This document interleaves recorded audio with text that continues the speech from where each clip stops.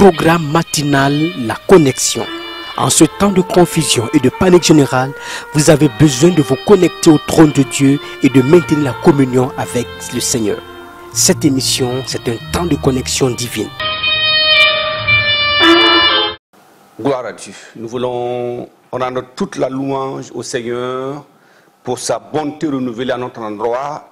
Alors nous voulons baisser la tête et prier. Prions ensemble. Papa, merci pour ce temps merveilleux dans ta sainte présence. Nous voulons implorer ta miséricorde, demander ton soutien, ton assistance, Seigneur, que ta grâce abonde dans la vie de chacun de nous. Et comme nous étudions ta parole, que ta grâce abonde encore et que ton nom soit élevé au nom de Jésus. Père, merci pour la réponse. Au nom de Jésus, nous avons prié. Amen. Soyez les bienvenus à ce programme matinal. Et nous avons la joie et le plaisir aujourd'hui de considérer ce thème, l'unicité de Christ et la dimension mondiale de sa mission réaffirmée. Oui, il est unique. L'unicité de Christ et la dimension mondiale de sa mission réaffirmée. Alors, dans le nom Emmanuel, alors nous avons la lettre N. Et nous avons, après la lettre N, nous avons la lettre U, que nous considérons aujourd'hui. U, qui démontre la particularité du Sauveur exceptionnel. Nous appuyons sur le mot exceptionnel parce qu'il est exceptionnel. Alors, U veut dire l'unique Sauveur du monde. La solution universelle à tous les problèmes et à tous les besoins de l'homme. Voilà pourquoi nous verrons, premièrement, l'unicité de Christ. Deuxièmement, nous verrons l'universalité de sa mission. Alors, voyons premièrement l'unicité de Christ. Jean, chapitre 1, le verset 14.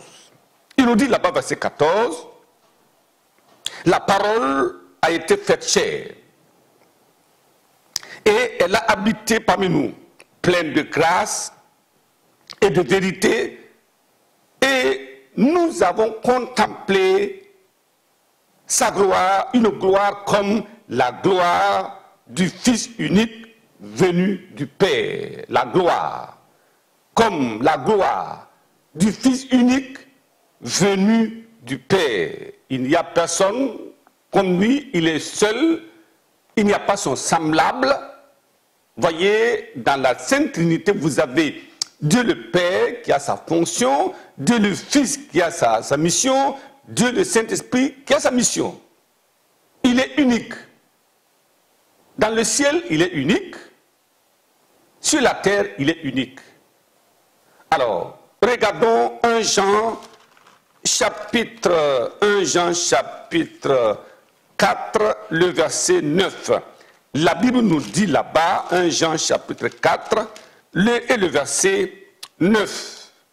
Il dit, l'amour de Dieu a été manifesté envers nous en ce que Dieu a envoyé son Fils unique dans le monde afin que nous vivions par lui. Seul, unique, c'est la personne envoyée par Dieu afin que les hommes vivent par lui. Il n'y a pas une autre personne, une autre autorité, il n'y a pas un autre principe. Il est le Fils unique de Dieu envoyé. C'est pour cela que nous parlons de l'unicité. Il n'y a pas de comparaison. Il n'y a pas son semblable. Il est unique en son genre et dans sa mission.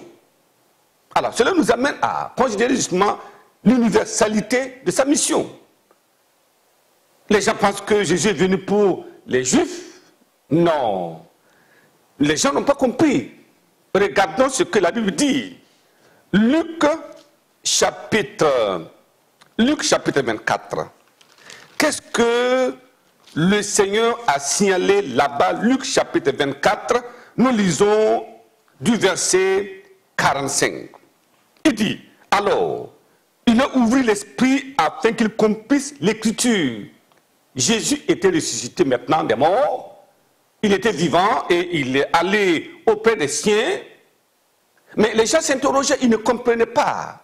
Mais Jésus leur a ouvert l'esprit afin qu'ils comprennent les Écritures. J'ai pris que, comme nous sommes en train d'étudier la parole de Dieu, que Dieu ouvre votre esprit, que vous compreniez ce que c'est que la parole de Dieu, Dieu lui-même, sa mission, son plan, et quel est le devoir de l'homme afin de rentrer dans le programme de Dieu. Alors, il dit maintenant, il leur dit, ainsi, il est écrit, c'est-à-dire révélé, que le Christ souffrirait, qu'il ressusciterait des morts le troisième jour, et que la repentance et le pardon des péchés seraient prêchés à son nom, en son nom, à toutes les nations, à commencer par Jérusalem. Vous êtes témoins de ces choses-là.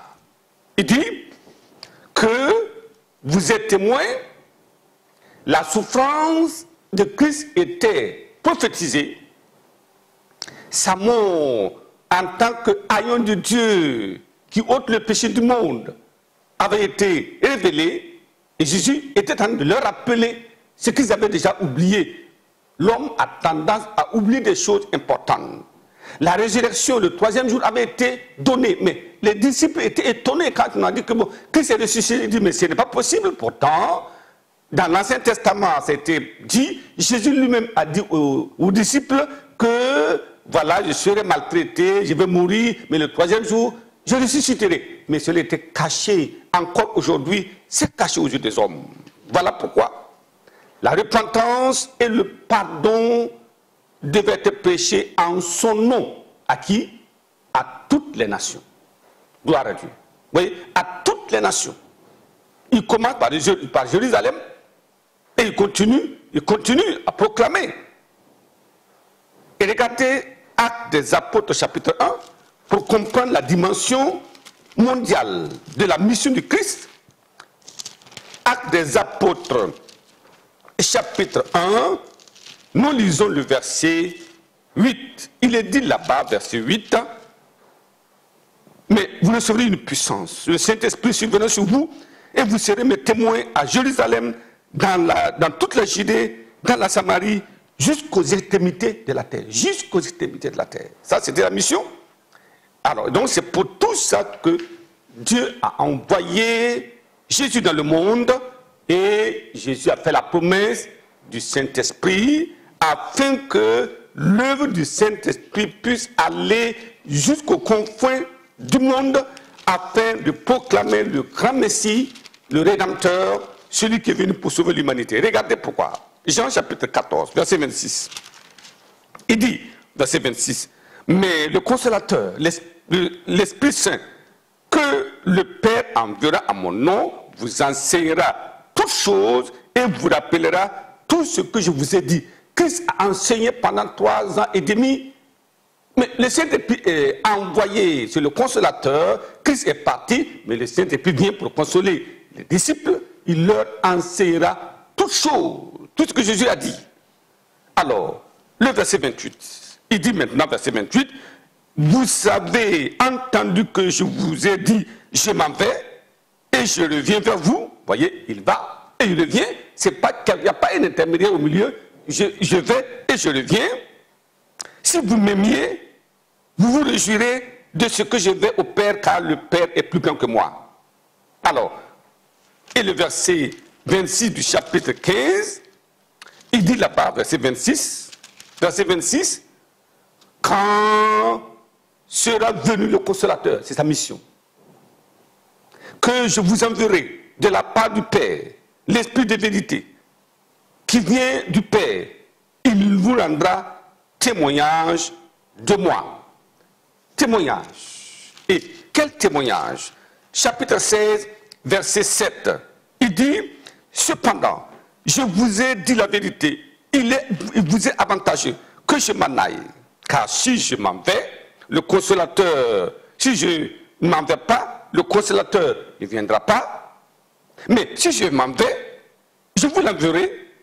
Et quand il vous sera quand il sera venu, il convaincra le monde. Parce que le monde a besoin d'être convaincu. Ce ne sont pas les hommes. Ce n'est pas nous qui parlons, qui pouvons convaincre. Mais c'est l'Esprit Saint qui convaincra. Il convaincra le monde en ce qui concerne le péché, la justice et le jugement. Gloire à Dieu. Voilà pourquoi nous, les croyants, ont besoin d'être remplis de la puissance du Saint-Esprit pour convaincre le monde du péché, du jugement, mais aussi de la justice et de la vérité. Voilà pourquoi aujourd'hui nous allons prier. Si vous êtes convaincus que Christ est mort pour vous et que c'est le péché qui est le mur de séparation, pourquoi ne pas dire à Dieu, pardonne-moi de mes péchés, je demande pardon, lave-moi, purifie-moi, Seigneur Jésus, je deviens ton disciple. Et aujourd'hui, ça sera fait. Baissons la tête pour la prière maintenant.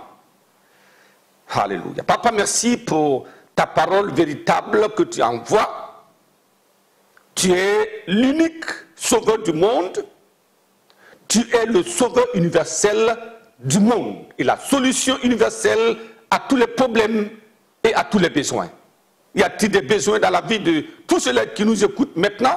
Je prie et je demande que tu étendes ta main. Y a-t-il des problèmes dans leur vie? Je prie que tu brises ces problèmes et que tu leur donnes, Seigneur, d'être délivrés et de recevoir le plein salut en Jésus. Tous ceux qui se repentent de leurs péchés, pardonne-leur maintenant, donne-leur la vie éternelle au nom puissant de Jésus. Père, merci parce que tu le fais. Que ce jour soit un jour de grand témoignage. Qu'ils aillent, qu'ils reviennent sous ta haute protection, guéris ceux qui sont malades et donne-leur l'espérance de gloire au nom de Jésus. Merci Père pour la réponse. Au nom de Jésus, nous avons prié. Amen. Amen. Que Dieu vous bénisse abondamment.